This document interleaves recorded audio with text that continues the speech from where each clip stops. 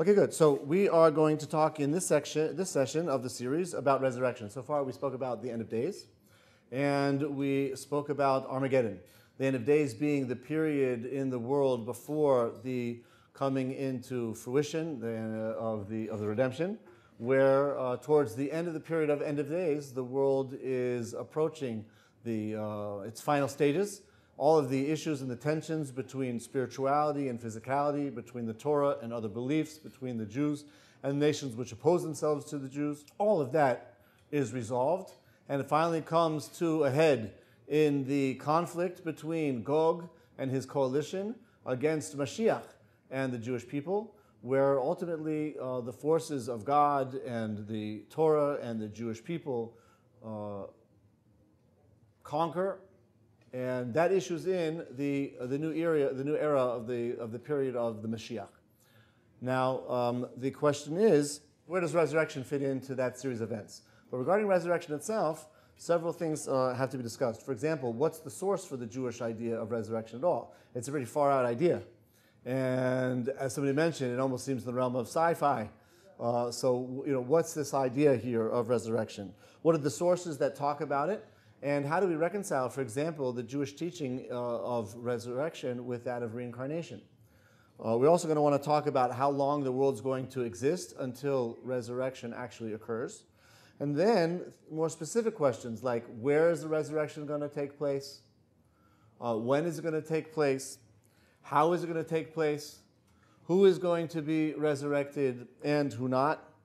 And if we have time, we're going to also get into more details, like how are the actual bodies resurrected from the grave, and in what order, and things like whether people who are alive at the time of resurrection, will they remain alive, or will they have to die and they be resurrected during the time of resurrection? When people are resurrected, are they going to be resurrected as they were when they died, or will they be resurrected in some other state? Will people recognize each other after resurrection? What about things like relationships between husbands and wives and parents and children? Will they continue after the resurrection? So these are some of the questions that we want to cover in the topic. But first things first. The first thing is exploring what are the sources for the Jewish belief in resurrection. So one source, there are many. One source is the prayer which we say every morning, which is Elokai, Neshama shenasata b'te'arai. God, you placed this pure soul within me. The prayer goes on to say, you will eventually take it from me and restore it within me in the time to come. So long as the soul is within me, I offer thanks to you, Master of the works, Lord of our souls. And then we conclude the blessing, blessed are you, O God, who restores souls to dead bodies. Right?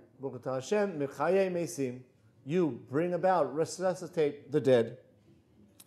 Another source is in the actual Shemona Esrei, the Amida, the quiet, silent, standing prayer that we say most days, 3 times daily. Sometimes on Shabbos even more, Rosh Hashanah Yom Kippur even more.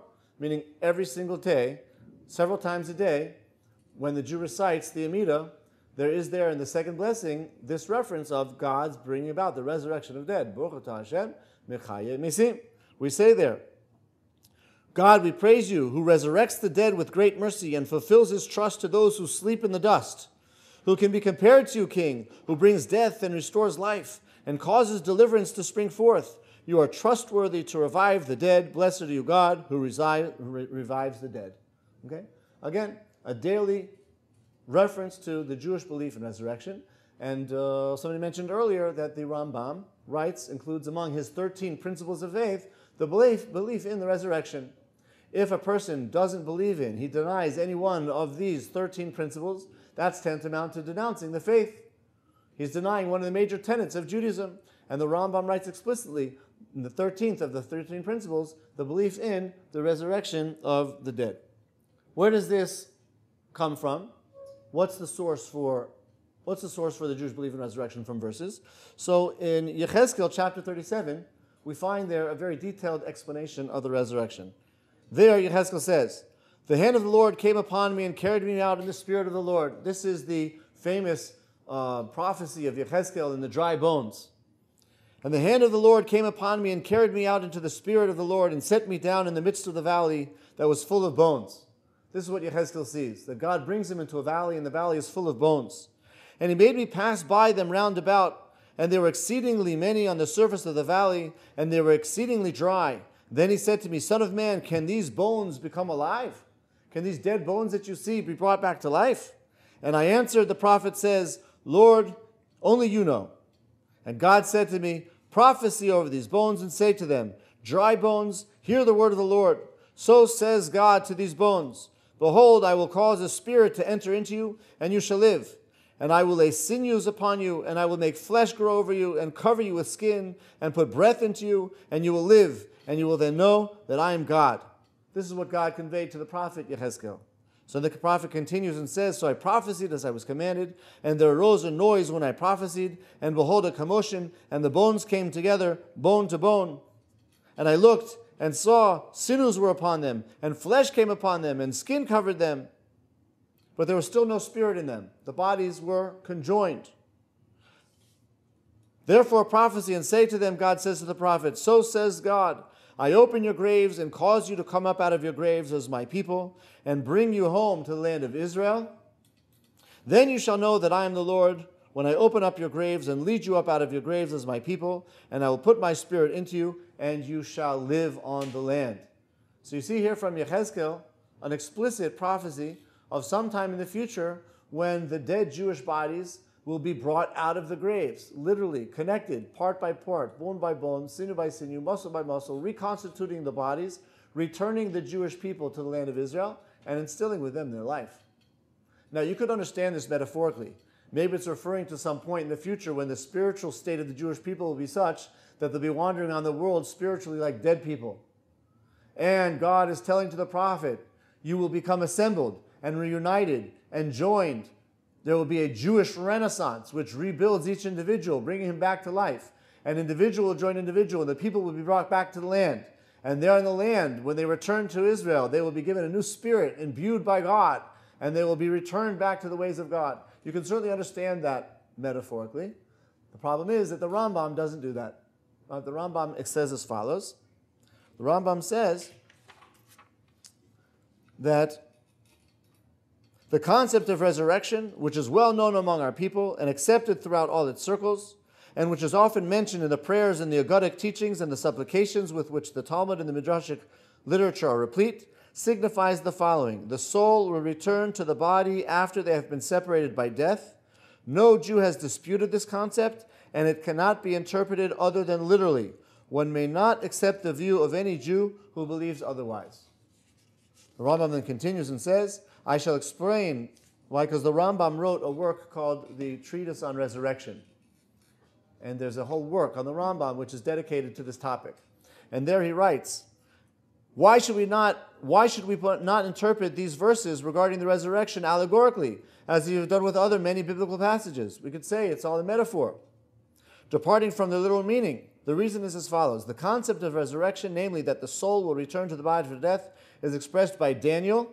We saw Yechezkel, but there's also a reference in the book of Daniel, chapter 12, in such a manner that it cannot be interpreted other than literally. And he writes, this is from the book of Daniel, many of those who sleep in the dust of the earth shall awaken, some to everlasting life, and some to reproach and everlasting contempt. So according to the Rambam, the wording in the book of Daniel, which refers to resurrection, cannot be understood metaphorically alone, but rather must be referred to literally, because it's talking about the bodies in the dust being brought back to life. Daniel was likewise told by the angel, now go your way to the end and rest, and you shall arise to your destiny at the end of days. Meaning, you will die, but you will arise at the end of days, fulfilling the prophecy of resurrection. So even if we understand these verses on a metaphorical level, the Rambam writes that it's clear that they cannot be taken out of the literal meaning either. So that these references to resurrection must be understood as being literally taking place as well. Somebody was going to say something? Yeah. Wait, do even like cremated people get resurrected? Because you're like saying like bone by bone, yeah, signing by signing. Yes, that's a very good question. And the truth is that there's nothing that would prevent a person who was cremated from being resurrected just because they were cremated. And say, for example, many Jews were burned at the stake, specifically in order to maintain the honor and the glory of God. And shall we say, just because their bodies were burned, that would somehow prevent them from meriting resurrection? They gave up their lives willingly in order to glorify God's name. They should therefore be prevented from seeing the glory of God at the time of resurrection. Rather, you see from here, it's not the issue of burning the bone which would be a problem. If there is a problem about cremating specifically that would prevent a person from being resurrected, it would be based on the following teaching, where the Gemara says that anybody who denies resurrection will not merit experiencing it. Why? You don't believe in it, so you're opting out of it. Now, somebody who cremates the body, either has their own body cremated or somebody else's body, yeah? What they're basically saying is, as far as I'm concerned, this is the end of the body, even if they believe in the soul. But they say there's no other purpose of the body. There's no need to bury. I have no belief that the body will be resurrected. So as far as I'm concerned, we might as well just burn it. If that's a person's intention, then it's not the cremation per se which is preventing the resurrection, but it's the expression of disbelief in resurrection that would do so. Okay? Now, if you have a person who, for example, was cremated because they didn't know any better, they didn't realize that it was an important Jewish teaching not to be cremated, but to be properly buried, and didn't understand that it was a Jewish teaching that there's a belief in the resurrection, and because of this, they ordered themselves to be cremated, for example. So then, to the extent to which they understood what they were doing, they would be held accountable, but to the extent to which they would not, they would not. Right? So therefore, clearly, God has the power and the control to do everything and anything, and He can resurrect any body from anything that happens to it. But if a person orders to be cremated specifically as an expression of their disbelief in God or disbelief in the resurrection, so they could therefore be barring themselves from resurrection for that reason. Not because of the act, but because of the belief that it expresses. Yeah. What are some sources that further develop this idea of the Jewish belief in resurrection? Prt3 says, Rabbi Elazar HaKapar, this is Prt3 chapter 4. And by the way, I mentioned earlier the Rambam. The Rambam is in this discourse, it's called Prt3 Mesim. Prt3 Mesim is this discourse on the resurrection, chapter 4. That was in chapter 4. So Prt3 chapter 4, Mishnah 29 says, those who are born are destined to die, and those who have died are destined to live. Where will they live? In the form of resurrection. This is in Prt3. The Gemara in Sanhedrin, chapter 9, page 90, says that, how do we know, where do we see a reference in the Torah for the belief in resurrection? So the Gemara brings an interesting example. It quotes a verse in the Torah where God says, I am going to establish my covenant with Abraham, Isaac, and Jacob to give them the land to live upon. But the Gemara actually notes that in truth, the patriarchs didn't actually ever have that promise fulfilled. Abraham lived in the land, and so did Isaac, and so did Jacob. But it's not that they were actually ever given the land as an inheritance.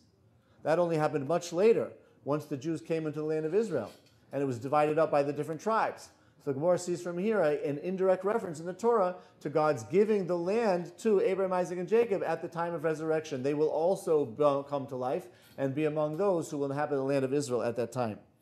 There's another interesting discussion also in Sanhedrin, page 91, where a certain emperor said to Rabbi Gamliel, he said, I understand you Jews believe in resurrection. He says, I don't understand that. That doesn't make sense. Like, where does that come from? So the emperor's daughter was there, and she asked the rabbi for permission to answer her father instead of the rabbi. And she said, tell me, father, we have two artisans in town. One makes vessels out of liquid, and the other makes the vessels out of the earth. Which one makes vessels out of liquid? What's that referring to? Molten glass, I suppose. Yeah? Glass. Right? We have a person who makes vessels out of glass. Another one is a potter. He makes out of. Who's more experienced? Who's more...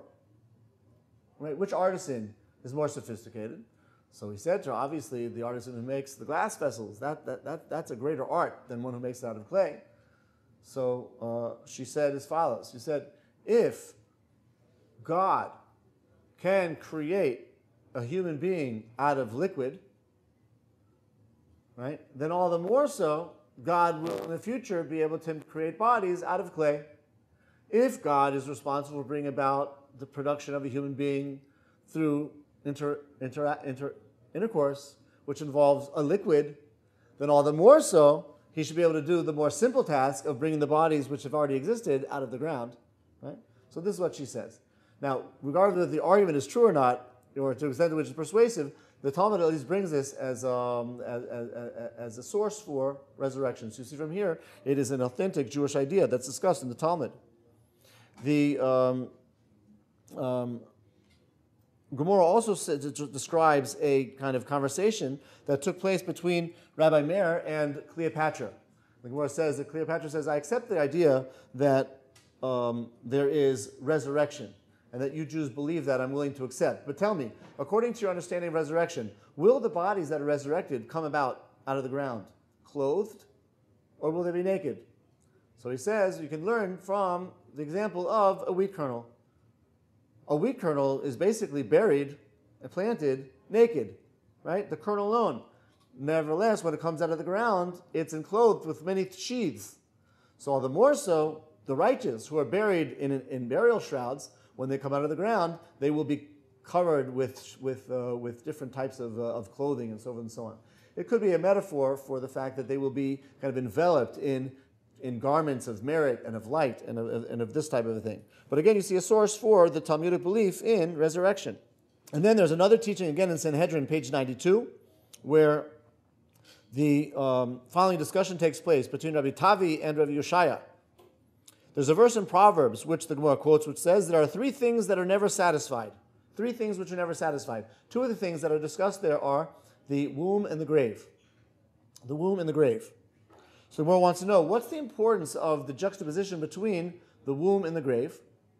That's in order to tell you that just like the womb receives and then brings forth a live body, so too the earth, like the womb, will receive a body, yes, and give forth a body in life. So we see here then this teaching of resurrection. The Rashi makes an interesting point that when the womb takes in what it receives, it does so in silence, in privacy. But nevertheless, it gives forth that life with great song and joy. People are very overjoyed at the birth of the new child. So if something like that takes place initially in silence and gives forth with great sound, so something which receives with great sound, that is the wailing of the mourners and so forth and so on, all the more so when that earth gives forth the body which just comes back to life, all the more so it will be accompanied by great sound, implying that the time of the resurrection is going to be a time of great sound and joy and laughter, and the sound of the shofar is going to go reverberating through the world in order to accompany this resurrection. So these then are many different sources from verses, Talmudic teachings, and also later commentaries which establish very clearly that the belief of resurrection is an authentic Jewish belief. Okay? Let's see now some of the ways in which resurrection raises types of interesting questions. For example, there's also a Jewish belief in reincarnation. The Jewish belief in reincarnation is that the soul is brought down into the body. The person lives his life in this world, for good or for bad. Whatever judgment this person accrues upon himself is going to be reckoned with in the spiritual realm after a person dies. That can have several repercussions. One might be the judging of the soul in the spiritual realm, and it stays there in either heaven or hell, meaning Gan Eden or Gehinnom. Okay? Another possibility is that it might be judged on this soul to return back into the physical world, in order to either take advantage of things that it missed out on the first time around, or make up for things that it harmed, damaged. That's the belief, the Jewish belief in reincarnation. The soul is reintroduced into a new body, and now the soul occupies a different body in this world. According to Jewish belief, a person can be reincarnated several times, right? We're not talking about resurrection, we're talking about reincarnation. A person can be reincarnated several times. He can be brought to life, die, be judged to come back several times. The question as far as resurrection is concerned is, if a soul was reincarnated into several bodies, which of those bodies will ultimately be resurrected? Yeah? Which of the bodies will be resurrected? One, or several, or all?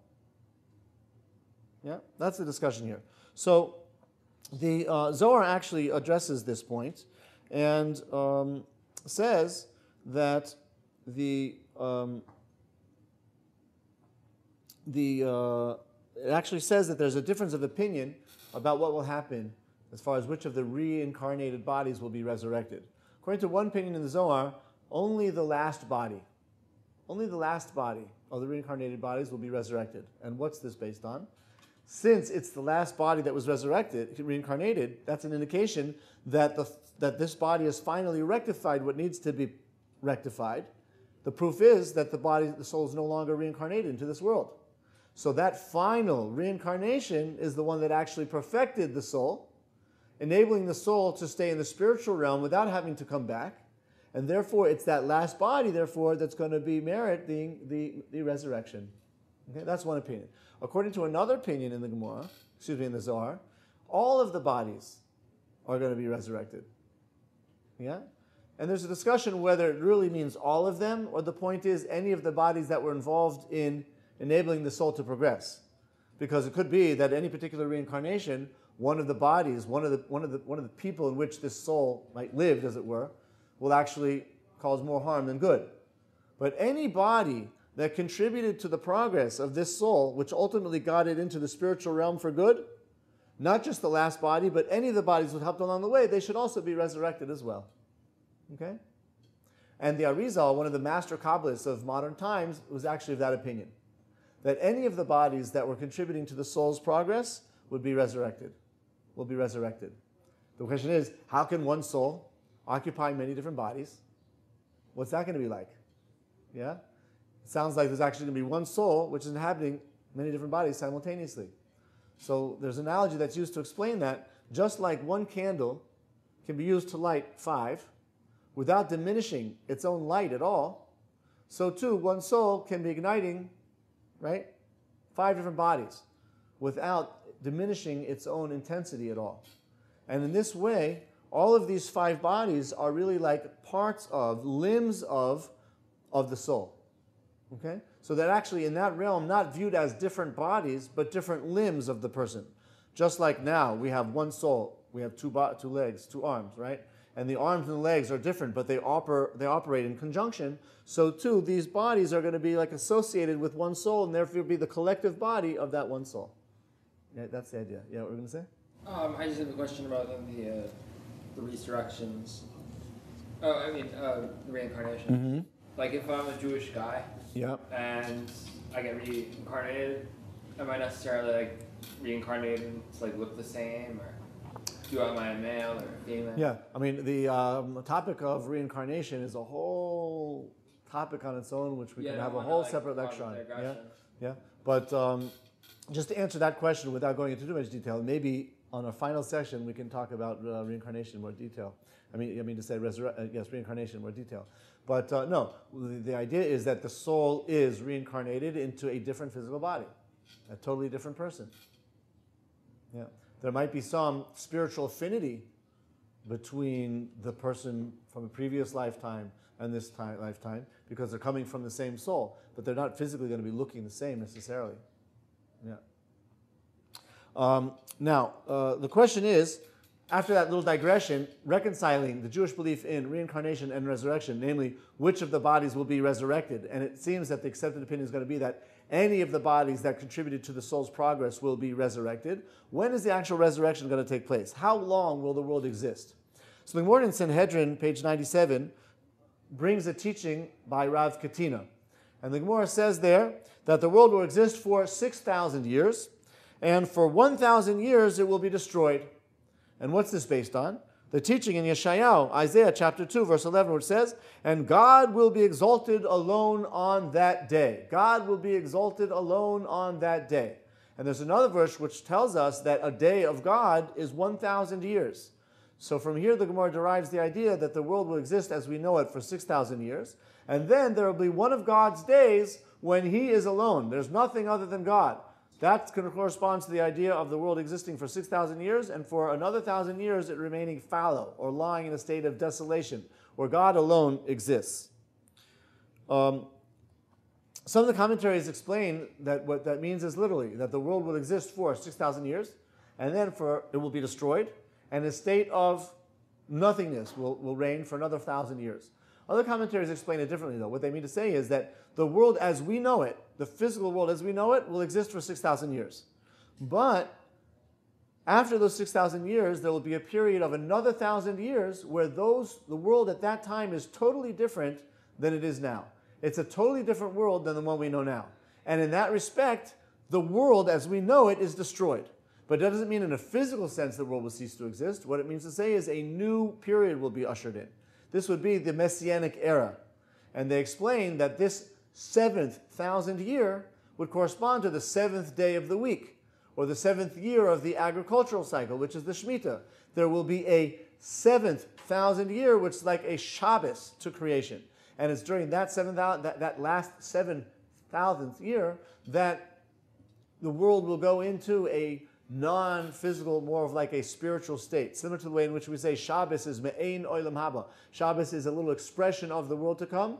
So the 7th year becomes, right, the spiritual Shabbos of the world. When is this going to take place? When will the actual resurrection take place in terms of the sequence of events? We saw so far that the end of days and Armageddon, if they happen, are going to happen before the 6,000th year. Okay?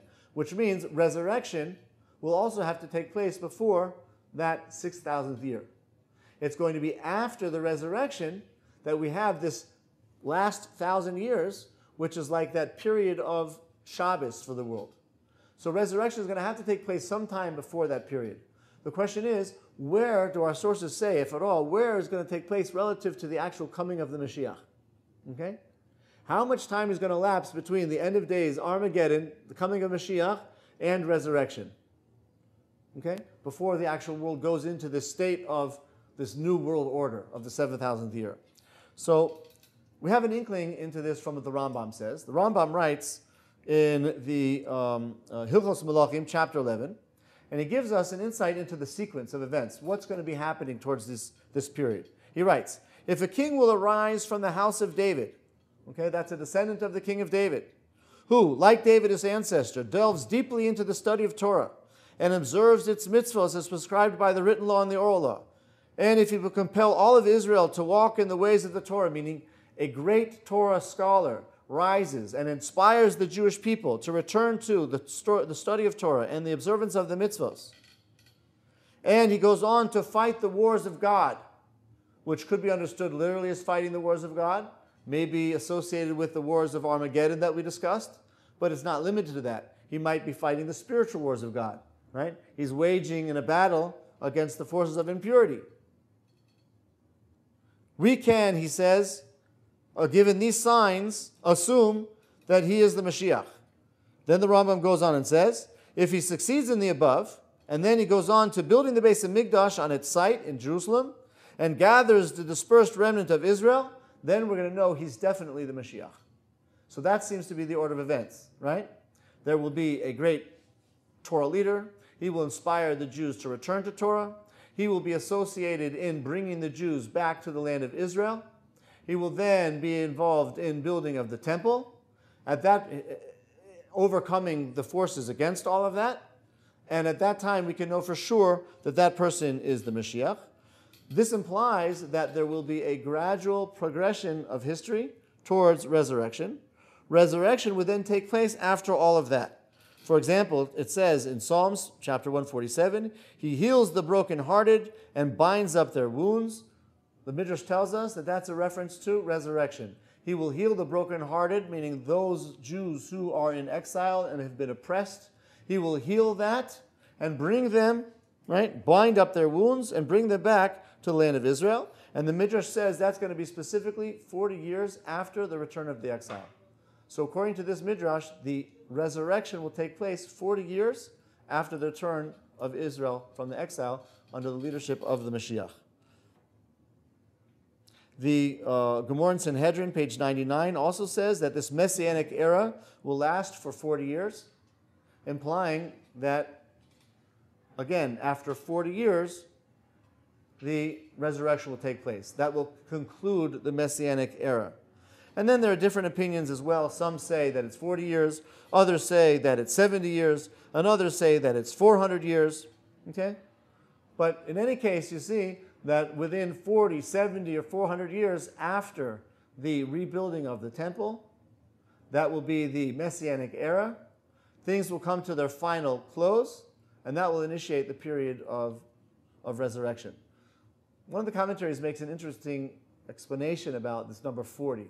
What is it about 40, right, that's significant regarding the period between the redemption and the resurrection?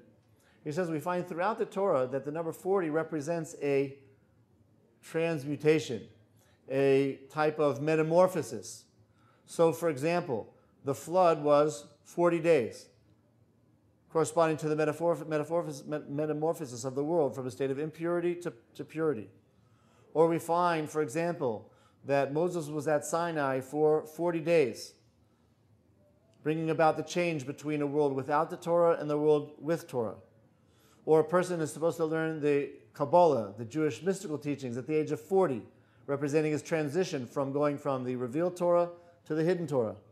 Or we find, for example, an embryo is considered to become a fetus at day 40, representing that change from potential life to actual life.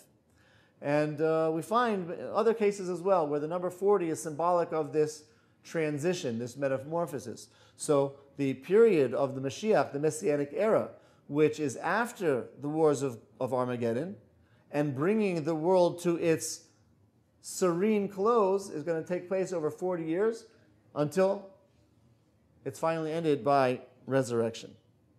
There are different opinions about how the resurrection is actually going to take place. Some say that people will be called to life like a roll call, alphabetically. People with the name Aleph first, then Bet, then Gimel, which means that Avram and Adam, for example, or Aharon, yes, would be raised first. Moshe would be later, yeah, and others even later. Others say that even if they're called up all alphabetically, it might go by sequentially by generation. So the generation of Avram would go first, and the generation of Aaron would only go later. But in any case, there's this kind of suggested order about how people will be resurrected. Another interesting question is, does the resurrection necessarily have to take place after all of this sequence of events that we've described? Meaning, does it necessarily have to wait for the coming of Mashiach, the rebuilding, the ingathering of the exile, the rebuilding of the temple, setting in the Messianic era, at the end of which only will you have resurrection? Or is it possible to have resurrection taking place earlier, a type of pre-resurrection? So there are sources which indicate that even though there's going to be a general resurrection at the very end that we've been speaking about until now, there's still going to be this pre-resurrection. Who's going to merit being part of the pre-resurrection? So some of those sources say that the very special righteous individuals will merit being resurrected early on as a reward for their great service of God and the fact that they lived their entire lives with the anticipation and the hope that there would be a resurrection. They merit being resurrected early to see all of these events take place. It's part of their reward for desiring that outcome. They're actually resurrected earlier in order to see it. The Midrash Rabbah at the end of Parshas Ekev says that Moshe Rabbeinu will also be resurrected earlier together with Eliyahu Hanavi in order to accompany the arrival of the Mashiach, applying that they'll be resurrected earlier. Tosfos and Psachim, page 114b, and other sources as well, mention that not only Moshe, but also Aaron and his sons will be resurrected earlier as well. And the reason is that Moshe will have to be there to help guide the Mashiach with Torah teachings, and Aaron and his sons will be there in order to help inaugurate the temple service, which is built by the Mashiach. But again, you see this idea that certain individuals will be resurrected even earlier on, before the general resurrection takes place. Another midrash actually says that one of the reasons why Moses was buried in the desert and didn't come into the land of Israel was so that he and his entire generation should be resurrected in order to come back into the land of Israel and welcome and greet the coming of the Mashiach. So if you combine all of these sources together, you see that certain righteous individuals, including, for example, Moshe and Aaron and the sons, and even the whole generation of those who wandered in the wilderness, all of these people are potentially going to be resurrected earlier on, even at the beginning of the revelation of Mashiach and even before the ingathering of the exiles and the building of the temple. There will be these resurrected people living among those who are living at that time. That's a very interesting point, and it raises the question about whether Mashiach himself could be among those who are resurrected. Right? If the righteous might be resurrected earlier, including Moshe and Aaron, his children, and others, so maybe Mashiach himself could be of the resurrected. Right? Is it possible that maybe Mashiach will be of those who are resurrected earlier, and they'll be accompanied, and he'll be accompanied by all of these righteous individuals, and that will inaugurate the period that we're talking about? So it's an interesting question. From the Rambam, when we saw, that sounds not to be the case. That Rambam that we saw in Hilchos Malachim, chapter 11, sounds like it's a gradual process. There will be a living person who demonstrates his Torah knowledge, his ability to inspire the Jewish people and bring them back to Torah observance and belief. He'll go on to catalyze the return of the Jews to Israel and build the temple. All this implies, in the language of the Rambam, a natural, gradual process that's initiated by a person who's living at the time of the redemption. So it would seem that that's not the case. However, a very well-known and well-accepted opinion, the Arbar Benel, who wrote another work which was about things having to do with Mashiach. The name of his work was called Yeshios Mashicho, the salvation of his Redeemer. There he writes that, generally speaking, the Mashiach will be revealed among, as somebody who's living among the generation in which he's revealed. However, in a state of great merit, the Mashiach can even be among those who are resurrected. Very interesting idea. And he brings two sources for this. One is a midrash in what's called Tractate Derech Eretz Zuta. And there it says, 9 people went into the Garden of Eden alive. And one of the people that's mentioned there is Mashiach. So if Mashiach is being described as going into the Garden of Eden, it applies that it is somebody who was living, was transported into the spiritual realm in a way which is different than an ordinary death, and that person will be revealed again as Mashiach. Okay? That's what he says. He also brings another example, which is brought by this Dei Chemed, who brings a Gemara, where the Gemara in Sanhedrin says, who is Mashiach? We don't know, who's Mashiach? So my answer is, it depends. If you're talking about somebody who's alive now, in our times, meaning the times of the Talmud, Rabbi Yehuda Hanasi, Rabbi, he would be the candidate to be the Mashiach. However, it's somebody who already lived in the past, that would be Daniel. Okay? The prophet Daniel. Daniel himself, we saw, prophesied about resurrection. So the Dei Chemed makes the comment that you see from the Gemara's discussion that it considers the possibility that even somebody who lived and died, namely Daniel, could also be the Mashiach. So according to this, Mashiach could be a very righteous individual who could have been the Mashiach because the generation didn't merit his being revealed. That person died, but he could still come back and be the Mashiach. How so? During the early phase of resurrection. According to this, then, you could have somebody who was living, someone that we know, died, and then be resurrected sometime in the future as the Mashiach in order to initiate all of this procedure, all this process. Interesting idea. Well, were you going to say something before? Oh, I mean, we got far past that, but I was going to ask, doesn't the Torah say we don't know where Moses was buried? Yes, that's true. Does the Torah, the Torah doesn't use words, does the Torah bring that up with regards to Moses' reincarnation? I don't know if I've seen that specific point discussed, but I guess the idea here would be it's true that we don't know where Moses was buried. But when Moses will be resurrected, right, he will come back to life and be revealed. He might be resurrected in a location which is different than where he's buried. We'll see. That resurrection actually involved that, right, coming out of the ground. How will he come to power again, though? If he says he's Moses, people think he's crazy. Oh, so maybe that's an interesting point. Maybe that's why the Midrash, or maybe it's for that reason that Moses will not be resurrected alone, but rather with Aaron and his sons, And according to one midrash, all of the members of the generation. So all of these people are testifying to the fact that, hey, this is Moses. This is Aaron. And therefore the Mashiach will accept the guidance of Moshe and Aaron regarding the Torah teachings and the construction and the running of the Beis Hamikdash. It's a very interesting point you're raising. Yeah, it could very well be. Yeah. Okay. In the few minutes that we have left, let's just discuss where the resurrection is actually supposed to take place. According to our sources, where will this resurrection be? So the real question that's asked by the Gemara is, will the dead who are buried in the diaspora merit to be resurrected or not? Or is it only going to be the Jewish people in the land of Israel? We know there's a great tradition that the Mashiach will be revealed in Jerusalem and enter the Holy Temple Mount from the special holy Eastern Gate.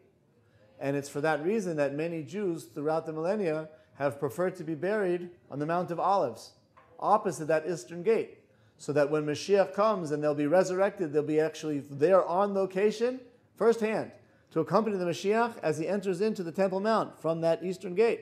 Yeah? But the question is, will only the Jews who are buried in the land of Israel merit resurrection? Or will the resurrection apply to Jews outside of the land of Israel as well? So the Gemara in Ksuvis, page 111, brings the opinion of Rav Eliezer, who says, the dead of the diaspora will not be resurrected. They will not be resurrected. And he brings a proof from the verse in Yehezkel, chapter 26, which says, I shall bestow glory upon the land of life. What does this mean? When talking about the resurrection, he will bestow glory upon the land of life. He says, this implies that the dead of the land which houses God's glory will be resurrected, meaning those dead of the land of life being Israel, the dead in the land of Israel, they will be resurrected. However, the dead of the area which the land is which is not for the house of God, meaning in exile in the diaspora, they will not be resurrected. That's one opinion in the Talmud. Therefore, according to this, Jewish people will not be resurrected if they are buried outside of the land of Israel. There's another opinion there. Rav Abba Bar Mamel says, it's also written in the book of Isaiah, chapter 26, the dead men of your people shall live, my dead body shall rise. Why is there a twofold mention here of the dead coming to life? He says, this implies that the dead men of your people refers to the dead of the land of Israel, and my dead body refers to the dead of diaspora. From here, there's indication that not only will the Jews buried in Israel be resurrected, but even those who are buried outside of Israel will be also resurrected. And then we're also asked on Rabbi Eliezer, the first opinion, you mean to tell me, Rabbi Eliezer, that all of the righteous people who lived outside of Israel, just because they were died, and were buried outside of Israel, will not merit resurrection? So what about all of their righteous dedication to God for their entire lives? You want to tell me they'll be barred from resurrection? So the Gemara actually answers that question by saying they will be resurrected, but the intention is that they will not be resurrected in the lands of the diaspora. Rather, what's going to happen is miraculous underground tunnels are going to transport those bodies underground and bring them to life in the land of Israel. So when the original rabbi says that the dead will not be resurrected outside of the diaspora, it doesn't mean that they won't be resurrected at all. It means that they won't be resurrected there. Rather, they're going to be traveling underground and brought to life out of the ground in the land of Israel, and they're going to be given their souls in the land of Israel. And the reason for this, the commentaries say, is that the period of a person's life, which is bringing him into a state of everlasting life, which is what resurrection does, will be specifically in the land of everlasting life. That is the land of Israel. So it's not that those who are buried out of Israel will be barred because they're outside of Israel, but rather the resurrection will not take place there. It will take place in the land of Israel. However, only for those who merit resurrection. Okay? If this is so, some of the commentators ask, so why was Yosef, for example, or Yaakov, why were they so careful about being buried in the land of Israel? They should have known that whether they died in Egypt and buried in Egypt or not, they would still get to the land of Israel through these underground tunnels. So the commentaries answer, in their humility, they did not want to, number one, rely on a miracle, and number two, they weren't sure that they would be righteous enough to merit traveling through these tunnels. And number three, it could very well be that the traveling through this tunnel is not going to be the most pleasant experience. And therefore, they wanted to be buried in the land of Israel in order to be as close to the resurrection that is taking place. With that being said, even the Jews who lived outside of the land of Israel will also be resurrected. According to this, the commentaries also note that not only will the bodies be resurrected in the land of Israel, but they will only be brought back to life once they emerge from the land of Israel. So that the bodies are going to somehow be constructed, I suppose, underground, be brought out of the earth in the land of Israel, and only after they come up into the land of Israel will they be given their new life. And this is based on a verse from Yechezkel that we actually read earlier, which was prophesying about the resurrection. And God there says, we saw, "Therefore prophesy and say to them, Thus says the Lord God, Behold, I shall open your graves and raise you up from your graves, my people, and I shall bring you to the land of Israel." So this implies the graves will be opened, the bodies will be brought to the land of Israel, and only afterwards does the passage go on to say, "And I shall put my spirit into you, and you shall live upon the land." So the indication is the bodies will only come back to life once they are brought back to the land of Israel.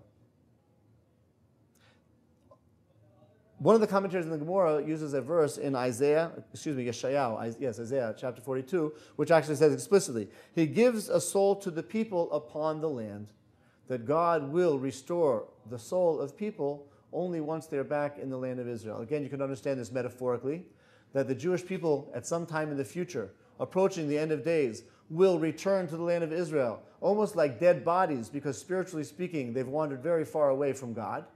But once they're here, a new spirit will be reintroduced, introducing a Jewish observant renaissance, which we're experiencing nowadays, metaphorically. But the sources, the commentaries also understand that the sources are to be understood literally. Yes? That resurrection will also involve the bodies being brought back into the land of Israel. And we explained why, according to the Zohar, that the lives of people who are to live eternally should take place specifically in the land of Israel, which itself is the eternal homeland for the Jewish people. That being said, right, even though both the Jews who are in Israel and outside of Israel will be resurrected, the sources say that there's a sequence. And first the dead of Israel be resurrected, and only after will the dead of the diaspora be resurrected. And in a way, this kind of makes sense. Room has to be made by those who are here to let the others come in. Yeah, but it's also an issue of precedence, and this is based on the teaching in Breshis Rabbah Midrash, which says, based on a verse in Psalms 116, "I will walk before God in the land of the living. The land whose dead are living is first to experience the days of Mashiach." Meaning those people who are living in the land of Israel are considered to be truly living, and they will be given preference in terms of coming back to life. And one of the commentaries, the Chesed Avram, actually says, again going back to this number 40, that there's going to be a difference of 40 years between the resurrection of those who are first in the land of Israel, and then only later those who are outside of the land of Israel. So far we've discussed basically the sources for the Jewish belief in resurrection, the sources in the Torah, the sources in the writings of the prophets, the sources in the Talmud, and the sources in the latter-day commentaries. We've also discussed different ways in which this belief has been incorporated into our daily prayers, the Amida, the Modéani, the Elokai Neshama, the prayers that we make, and something that we should be looking forward to. And it's something we're required to believe, as the Rambam writes in his 13 principles. We saw details about how the resurrection is supposed to take place, and how we reconcile that, for example, with the Jewish belief in reincarnation, which of the bodies will be resurrected, when there will be a resurrection, how that fits into the scheme of events towards the end of days, and then some of the details about where, for example, it's going to take place, where the body in the land of Israel, outside of the land of Israel, whether the bodies are going to be resurrected alive, or first as bodies and then introduced to the soul. Right? That's been most of our discussion for today.